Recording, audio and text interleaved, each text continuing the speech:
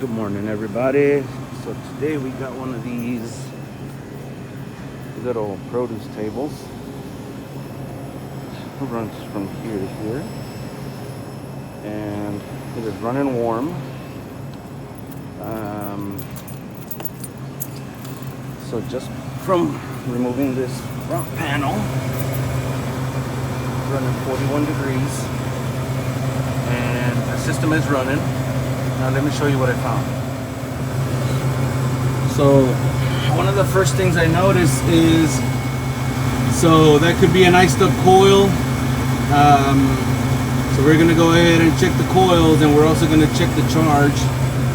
I can't get to the sight glass from here, so we are gonna have to go through the other side, but this is just one of the very first things I've noticed as soon as I got here. All right, on this side we have the condenser coil. So the maintenance guy changes these out every month. Got a little bit of dust right here. We can clean that. Go ahead. Pull this guy out.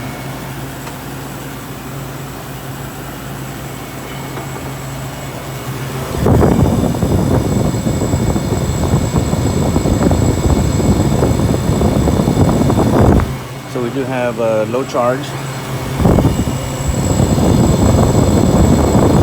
But let's check these coils out first before we decide to add any gas or anything. There you go, guys. I shut the fan off. Got a better look at the coil. It's definitely not iced up at all. It's a little dirty. All right, guys. We're at the truck, and we're gonna go ahead and zero out our scale because I got a brand new tank, so we gotta weigh the tank. I never take my scale inside, guys. Maybe on rooftop units you will, because you have to weigh in the charge, maybe like 5 pounds 11 ounces or whatever. But for refrigeration, when we clear the sight glass, I generally weigh it out here. Like, for example, 30.3. Weigh 30.3, and when I come out I'll weigh it again, and that's how much I'll bill. I don't know why a lot of you guys love taking scales in. I'm sure it's necessary sometimes, but not always. Oh, and check it out. My buddy Ulysses ended up getting this bag for me. It's used. He used it for a couple months, but I've wanted one for a while, and everywhere I go doesn't have them. I don't normally go to like train supply houses or carrier supply houses. So he was going to get rid of it, and he sold it to me at a pretty good price. So, pretty cool. 404A. 134A. Verify before you add charge. Let's go back to the truck.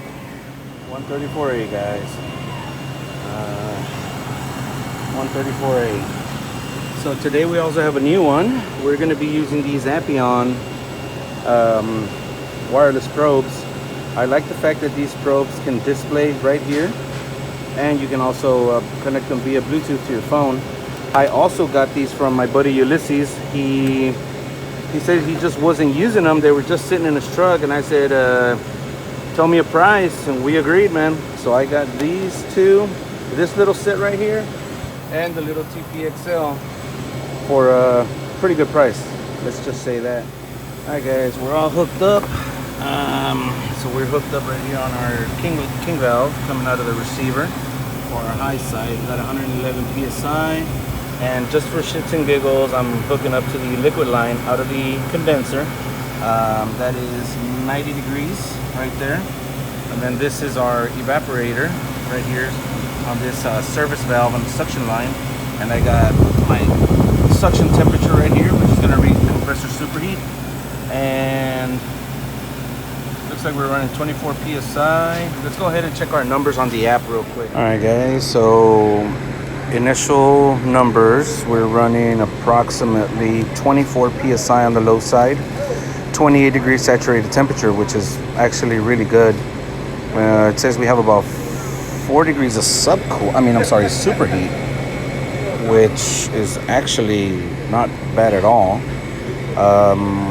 We have a 92 condensing saturated temperature, which is actually not that bad. Maybe a little low, maybe because of the 70 here in the store, 93, so that's about a plus 25, and 3 degrees of subcool. So this system actually doesn't look that bad. We're just gonna go ahead and add a little bit of gas, just get it up and running, and then we'll see if we have any other issues.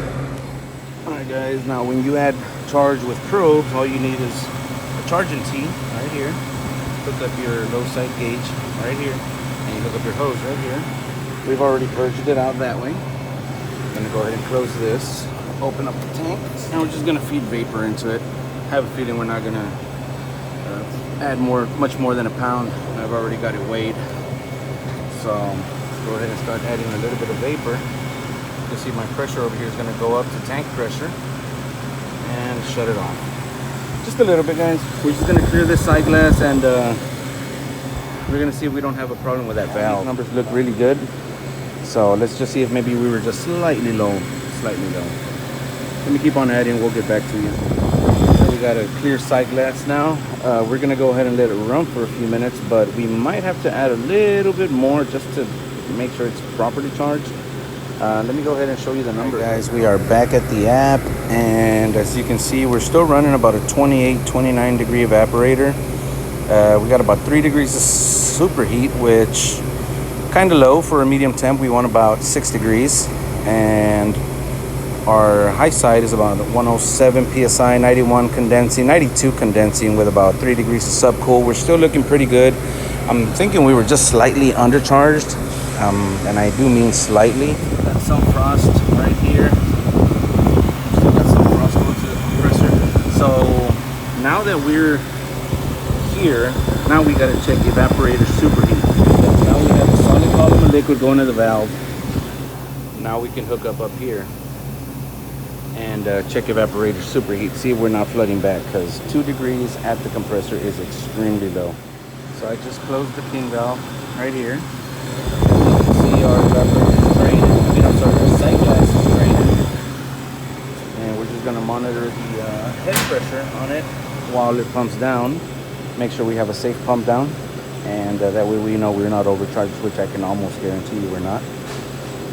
And I'm gonna shut all this off, and we're gonna go in there and clean that evaporator, and then we check evaporator superheat. Safe pump down, compressor shut off. Our pressure did not go extremely high or anything. So what I'm gonna do right now is let's go ahead and go in there and mess with that evaporator a bit, and then we'll hook up our low side up there. As you can see, this evaporator is not clogged up. It's slightly dirty right there where the fan directly hits the air, of course, but you can see straight through the stuff you got to deal with, man. But all we're gonna do is give it a quick brush down. Oh yeah, look at this guy. A little bit of Viper stuff, man. This stuff is great. Absolutely love it. No, they're not a sponsor. I don't have any sponsors, but I love Viper products, bro. Viper, Big Blue, great stuff, man. So let's go ahead and clean this coil. I'm not gonna go crazy, just cover it all up one time. Usually I'll waste a whole can of this on an evaporator that I need to clean, but like I said, we don't have a floor drain, so we're just gonna go only what we need. And we really don't even need it, to be honest with you, but I love using this stuff. There we go. That's all we're gonna use. All right, guys, there she is.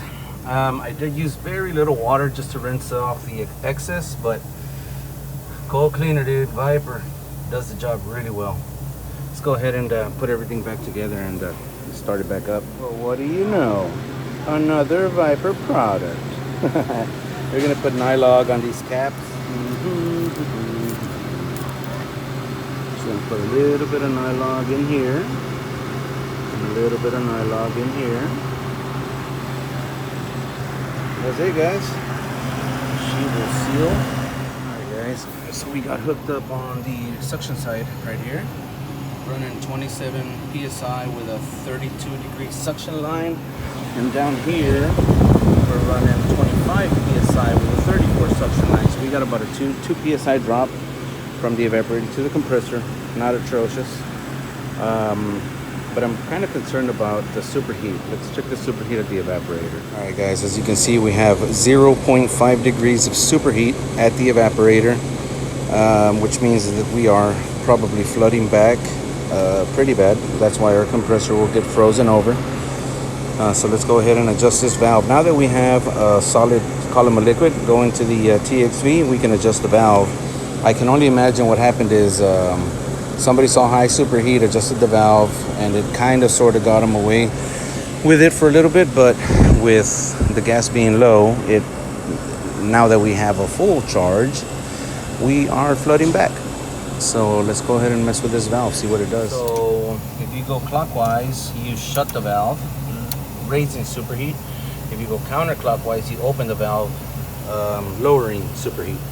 So we're just going to do a quarter turn, monitor superheat, and we'll try to get it about 6 to 8 degrees, and then we'll call it good. Running at about 6 degrees superheat. I just want to show you our line is still under 32 degrees, but we're not flooding back into the compressor now. We actually have about 18 degrees of superheat at the compressor, which is actually not bad. 20 is where I'd like to see it, 20 to 25. But we're at about 6 degrees at the evaporator, so let's go ahead and button this up, monitor it for a few minutes.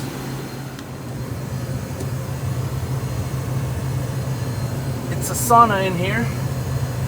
I just wanted to show you guys that we're definitely dropping temp. It's 31 degrees. Look at that. Ooh, baby's working. Shut the system off. We're going to go ahead and do a leak search with the D-Tech Stratus.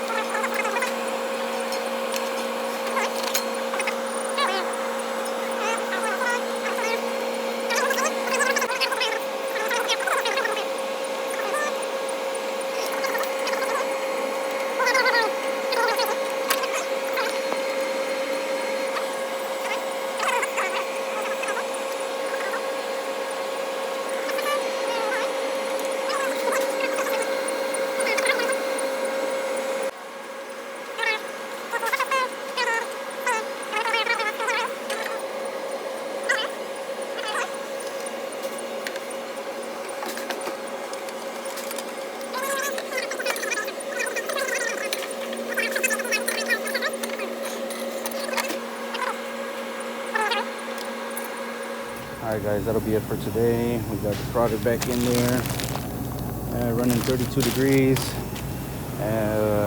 Sight glass is clear. Only thing is I did not find the leak. I would love to do what most of you guys are going to say is, oh, pressurize it and run 600 pounds of nitrogen or 300 pounds of nitrogen or whatever. No, NTE is low on this. We have to go, if we want to do a full-on leak search, we're going to have to submit a quote. That's just the way it is. So that is it, guys. We'll see you on the next one. Thanks for watching.